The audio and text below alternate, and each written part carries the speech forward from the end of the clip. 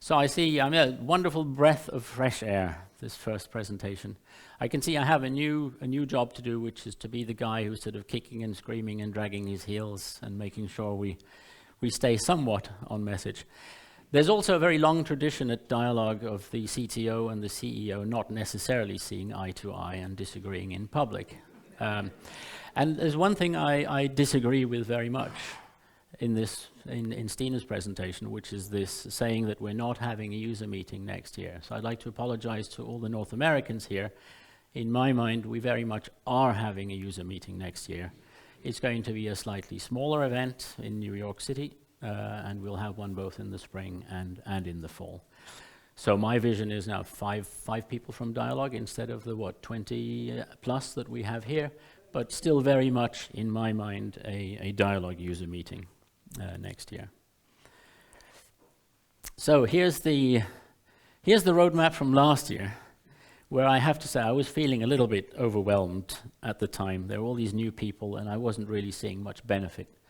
But this year, it feels, and thanks to Mike, we have Mike on board, came on last year, and he helps with all the visuals. So they're beautiful and they're all legal, which is which is a great thing. Feels a lot better. The young people coming on board are really starting to pull their weight, including some of the ones who started this year, who off for a flying start. But before we talk about the new guys, it's really nice, especially here in Glasgow, where we celebrated 50 years of APL. Was that 8 years ago? I don't know how many of you were here.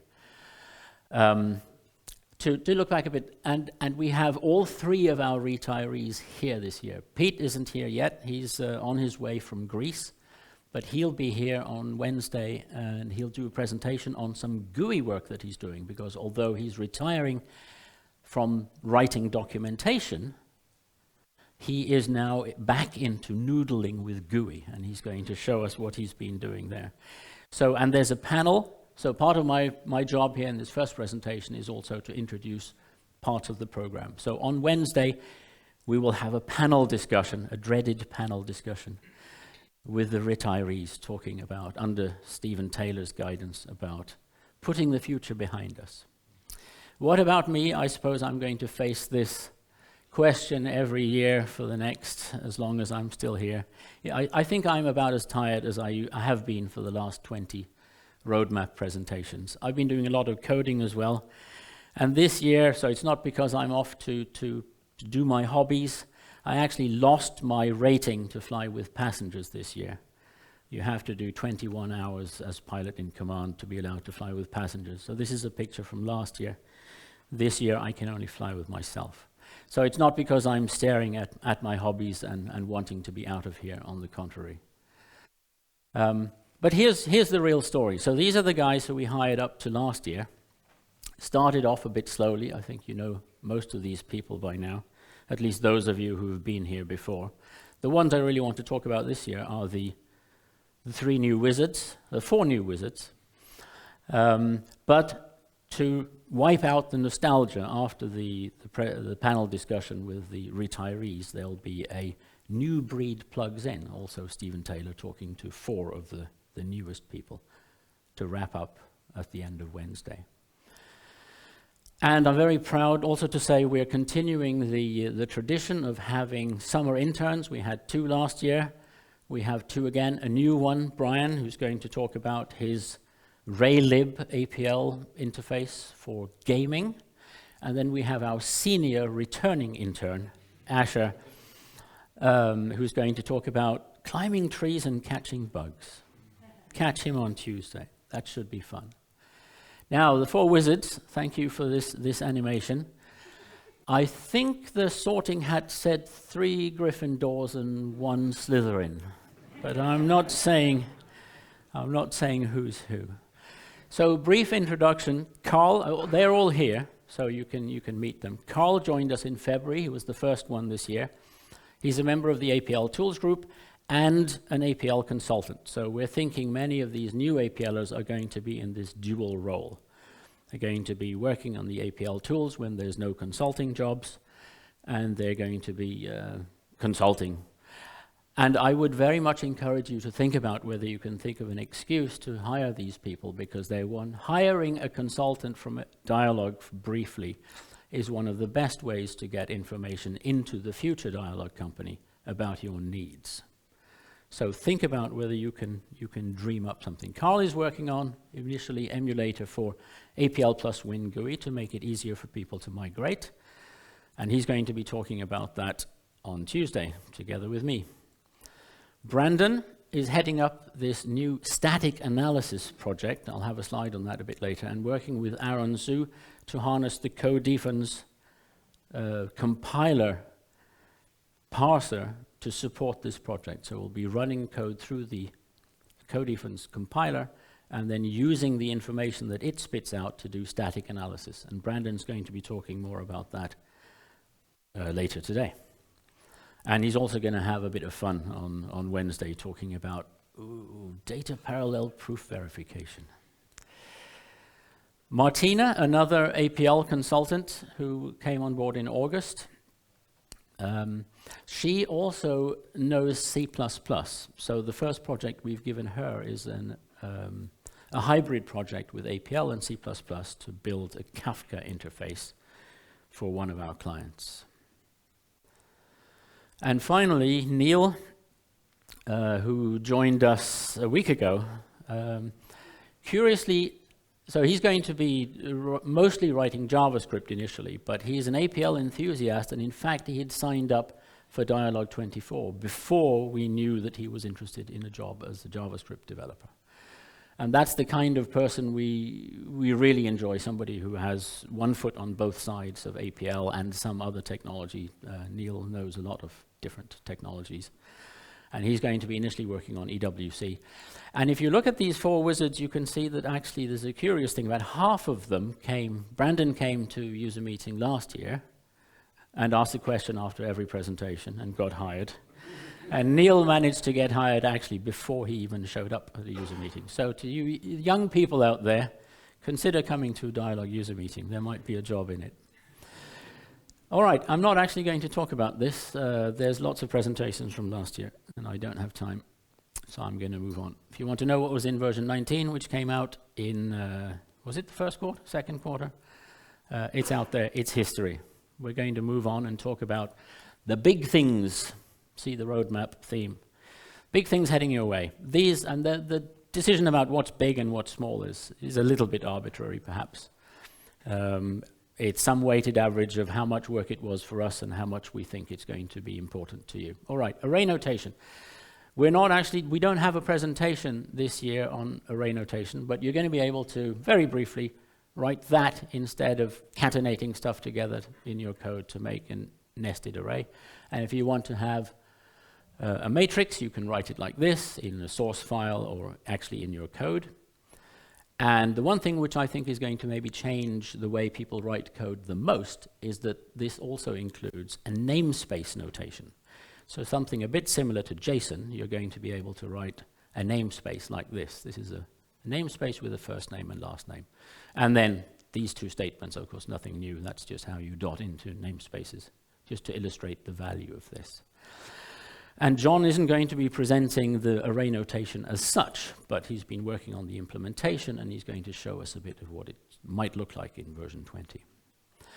Another feature which I think is actually really going to change the way people write programs is something I don't know why we didn't do 20 years ago. It's an obvious thing that everybody needs when writing applications. Everybody's written a little tool to do this. Is if you have an array containing the names of variables and you need to collect their values, you now have a quad vget, and as you can see in the second example there, you can provide an optional default. There's an extension to quad NS to merge two namespaces, and then there's a way to get hold of all the names and all of their values with this quad vget with a numeric argument, and quad vset is going the other way, so you can set the values of things. Why we didn't do that, as I said a long time ago, I don't know. So you're going to be able to say, people gets, and the combination of these two things, the namespace notation, so here we create a namespace. This is a kind of structure which also we see a lot if you're importing JSON. You're going to end up with something like this, or maybe an irregular structure, right? See, Jill doesn't have a weight because we didn't dare ask her. So when you say people.weight, you get this value error because in one of those two namespaces, there's no weight. But with the quad vget, we can say, well, if there's no weight, just assume it's 50 kilos. And Jack, we know, is 75, and Jill, and 50, we assume. And the quad vget -2, this is just asking about Jack. Give us all the variables in there and all of their values in a nested format. Adam's going to be talking about that later today. I think it's one of the really fundamentally important things. Token by token debugging. There's no presentation again as such on that. I think John's probably going to be showing some of it when he does his various other presentations. This is also interesting. Because RIDE is open source, Mac's son, who came into the community recently, he has forked RIDE. And if you're a Vim person, you might want to go and look at his fork, because he's got a version of RIDE with Vim bindings.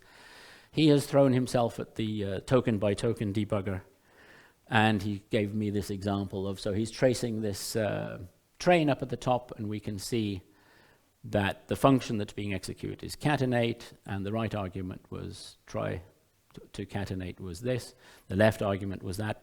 The previous function that was executed was this train, and it had this right argument and that left argument. So this is obviously going to be a fantastic aid, particularly for people who are learning APL. Maybe not so much for the old hands, but when you're learning or teaching APL, this is going to be really valuable.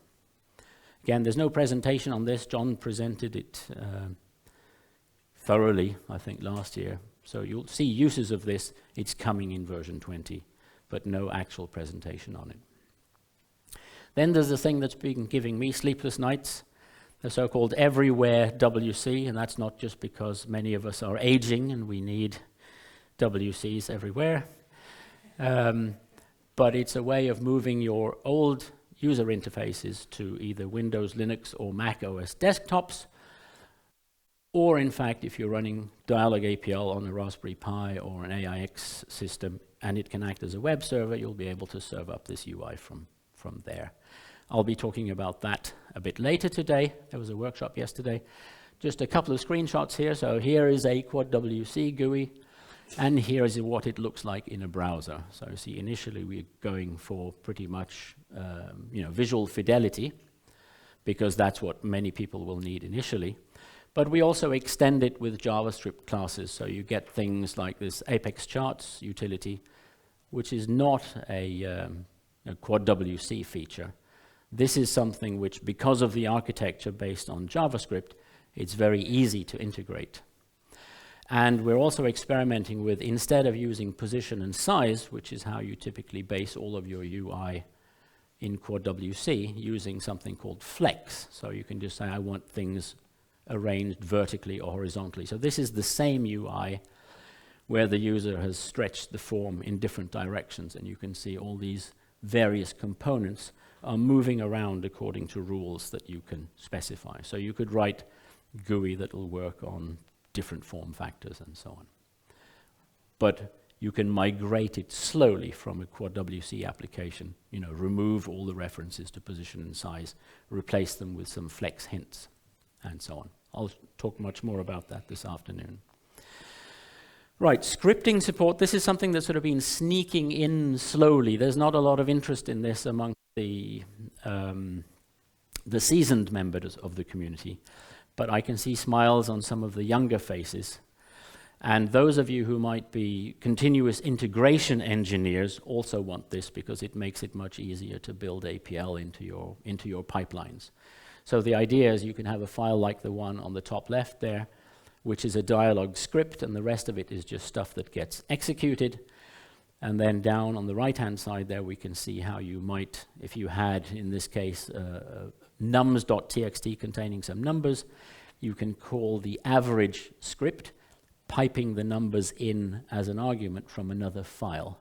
And that just runs it and takes the input from a file. This has been there for, 2 releases, 3 releases maybe. It's always been possible to sort of do something like this. But in version 20, I think we'll be getting, based on feedback from people using it, it will become something that you might want to, it would be easier to use in the ways that people expect. One of the key challenges, of course, is being able to debug scripts if they should fail with RIDE. And I think we'll have that in version 20. Okay. We shall see. Okay, says John. Yeah. Sometimes the developers are surprised by my presentation. I am often also surprised by some of the things I see in the technical presentations. This meeting also acts as information sharing for people at Dyalog, which is something we're happy to admit. Okay, so this, probably a very small thing for most of you, but a big thing for the functional programmers out there. So we are in version 20, we are adding one new operator, the one called behind. So you can say, I want to enclose behind index. The naming is slightly funky because the enclose happens before the index. But this allows you to say, well, I want to enclose my my right argument before I apply it. So you get a nicer indexing function. You can make a predicate function, okay, 5 less than, and then you can say 5 less than behind compress, so it'll apply the 5 less than to the argument, and then it'll compress the argument with that. And max behind equals allows you to find out where you have the maximum element. The dyadic form applies f to the left argument, so you can say iota behind epsilon, and it'll do the iota of the left argument, index generator, before applying membership. And allows you to write an universal sorting function. So monadic, it just sorts the right argument. Left argument, or dyadic, it sorts the right argument of any rank according to the left argument. So it's one of the things that the functional and the combinator fans out there have been pining for a while. And tip of the hat to Connor, who's been really asking for this.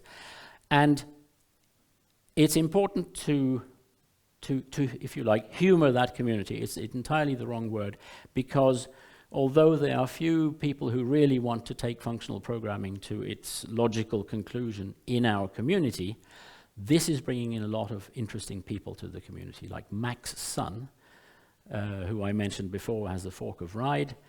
He's a Canadian, I think he's a mathematician.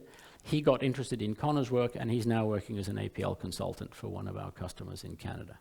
So this work is really important to the community, catering to the functional geeks out there who recognize APL as a kindred, paradigm.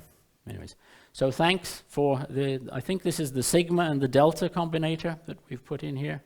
Adam is nodding his head, good. Tatan, the package manager. How many people have tried loading a Tatan package? Oh, that's disappointing. Well, there wasn't much in it. 2023, there's a user command. You can list the packages in the Tatan repository. And you can see Kai Jäger has put 42 of his utilities and tools in as packages last year. Davin Church, 4. And last year, Dyalog had 2. And I said if it was still 2 this year, I might have to consider my position. And I'm very happy to say that we have 150% growth year on year. And Brian tells me at that rate we will overtake Python in 14 years. So the Dyalog list of packages is the fastest growing group of packages. And I think we should expect another 3 to 5 each year from now on. We will be putting many of the things that we distributed as utility workspaces and so on in as Tatan packages. When I put my hand up before, when Stina was asking how did you learn APL, I remember loading a workspace, I think called SJT Delta Util, Stephen, at IP Sharp Associates, and just reading the code. And that's where most of my APL, there was Roland Pesch, there was yours, there was Henry Schuler, there was a bunch of guys who had written utility workspaces, which they just published as packages. And I would encourage you to do that, because it really helps some of the people who learn APL, like me, who just I don't want to go to a course, just show me the code and show me the manual. I think there are a lot of people like that in the community. So please publish. And Brian's going to be presenting these packages, some of them anyway, tomorrow, including the OpenAI one. Yeah, cool. So Brian has been working on an interface to OpenAI from APL, and that's one of the packages. And very tangentially related, Adam's going to be talking about initializing and starting from text files also tomorrow. The reason why it's tangentially connected is that you probably often want to combine these things. You start from text files, you load some packages, and you're off. And maybe you're scripting them as well. Yeah. So, group of medium things, a smaller car. Yes, so Quad Shell, many of you probably used Quad SH. It has a whole bunch of shortcomings that Peter has been working on. The new tool is really more complete, I think, than anybody at Dyalog had imagined when we asked him to look at this. It's going to be able to do everything, and it's going to be easy to use. Peter will tell you about that tomorrow. The .NET Bridge, so there's it's no longer a new version of .NET. It's been out for a few years. .NET 8, I think, is the latest. We've been working on making our bridge compatible with the framework bridge. We're now at the point where there may be a few things left to catch up, but essentially new features in the .NET bridge, things like support for generics, delegates, and eventually, not this year, but maybe next year, asynchronous methods will be happening in the new bridge, and the old bridge will slowly start to fade away, I think. Unless you tell us it's critical and we must do something there, we'll consider it. Static analysis of APL codes. I mean, how many people here think they might need one of these to keep the auditors at bay? Okay. I expect twice as many people next year, and 2 years later it'll be pretty much everybody in the room, because you may be under threat if you don't do this. Everybody seems to think it's the way to catch security defects. So Brandon's going to be talking about our plans for that. This may be something which initially you have to pay for. There may be a free community edition. We haven't decided yet. We'll see what the interest is like. And as I mentioned before, it builds on the CodeDefense technology, and Aaron's going to be giving us an update on that on Wednesday morning. Sorry for the early slot, Aaron. The health monitor we mentioned last year. It's a thing where you can connect a socket to Dyalog APL and you can ask it to tell you things about how much CPU is being consumed and whether anything is suspended and so on. There isn't a presentation on that, but there is already a bunch of potential enhancements that we'll be putting in. So things like interrupting it, finding out where a hung interpreter was, the last APL statement that it executed. Maybe this discoverability that you can tell your APL system to broadcast to monitors where they are and so on. HTML renderer enhancements. How many people are using the HTML renderer? It's growing, yeah. So this is growing in importance. I think the EWC project in particular is going to drive it, because you're going to want to put your UI inside these HTML renderers. If you have other features you'd like us to look at, let us know. Smaller things, there's no presentation on each one of these. So QuadN info, where if you're asking for information about a lot of files, you can do callbacks, and every minute you can give your user a progress bar or something. Set file timestamps and other attributes, a native file function for that, and Unicode decomposition, normal forms. So in addition to the things that there's sort of a kind of a timeline for, we're also laying new foundations for a few things. One of them, which I think is very important, which John is going to be talking about, is an open source plugin architecture. So this is a new way replacing auxiliary processes and writing DLLs, where you can create objects which the user will be able to quad WC or quad new. And we'll be starting by moving some of our extensions into this, and we'll be open sourcing them at the same time. That's one of the key goals of that. And many of these interfaces are actually interfaces to open source components, like Conga is an interface to GNU TLS. The HTML renderer is an interface to Chromium. And the advantage of this is it will allow our users to move faster, so people who need a new version of Chromium or OpenSSL faster than we can build and QA it will be able to do that themselves. We allow people to contribute to the ecosystem, which is something that a lot of people look for when they pick a technology they want to use. They want to be able to contribute. And finally, it makes our encryption tools verifiable by people who want to do that, because it's much easier to comply with open source license constraints when your component is itself open source. So John's going to be talking about that very soon. We're going to be relaxing interpreter limits. There are a bunch of limitations that have been there since the beginning of time. I don't have time, I'm going to whiz through that. Why now? Well, we need new tokens we put in behind, but there's a whole bunch of other things we want to put in. We are getting all these migrants, and some of them have functions with more than 10,000 lines of code, and that fails to fix in Dyalog APL. Array notation is likely to push the limits.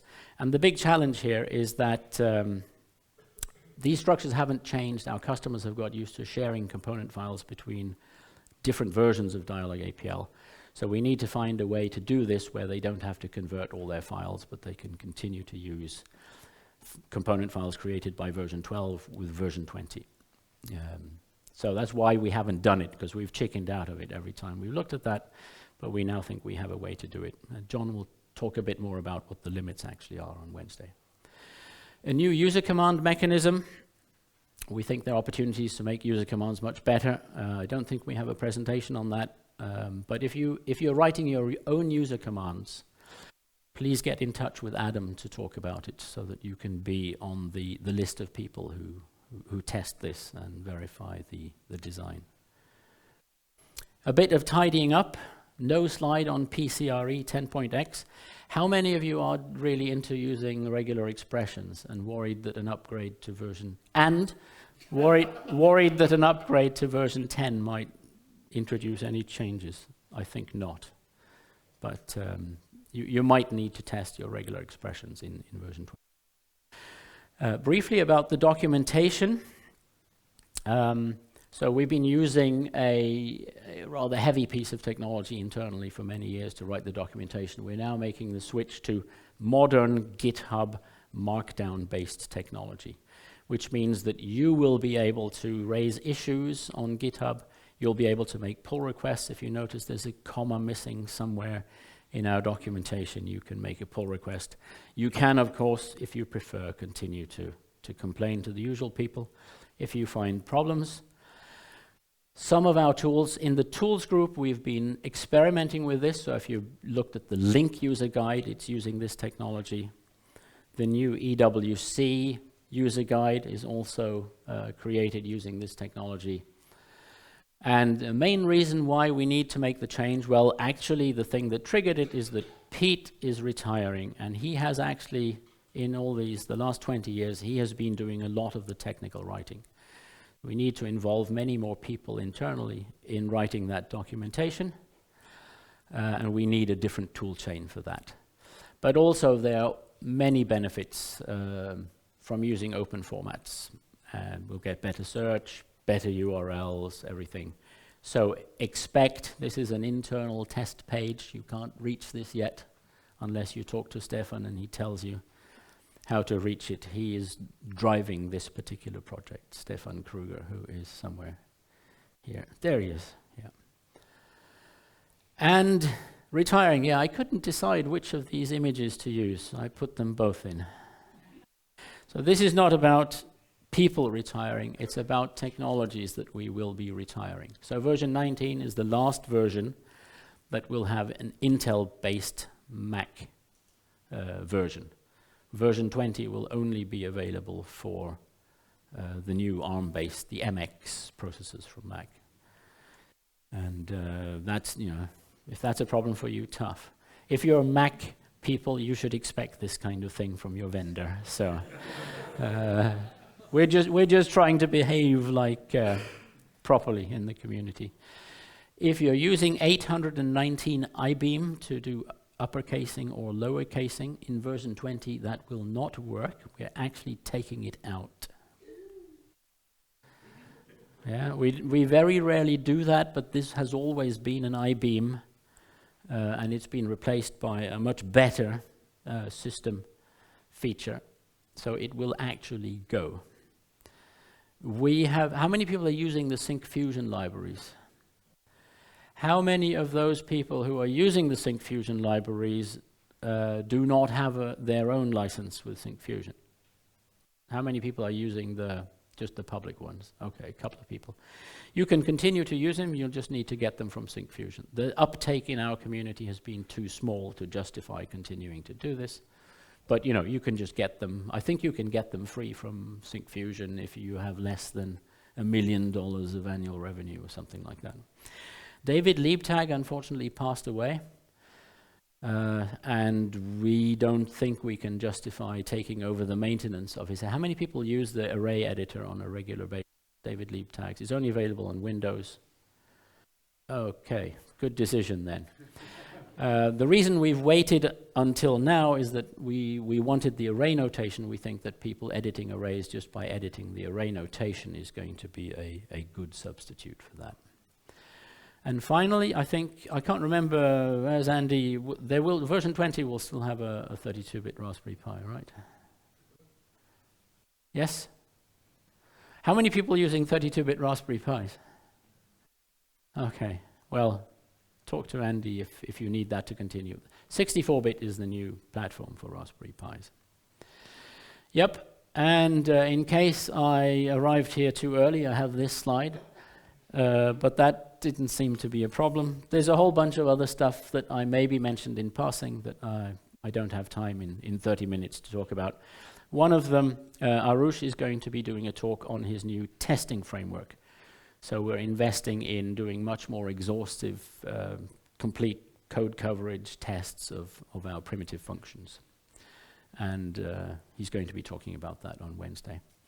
Yep, the big things, the new foundations, and I have 1 minute left. I'll leave that up for 30 seconds. There's a lot of stuff going on.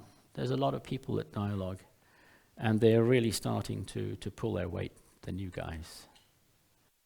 And I will stop there. Thank you.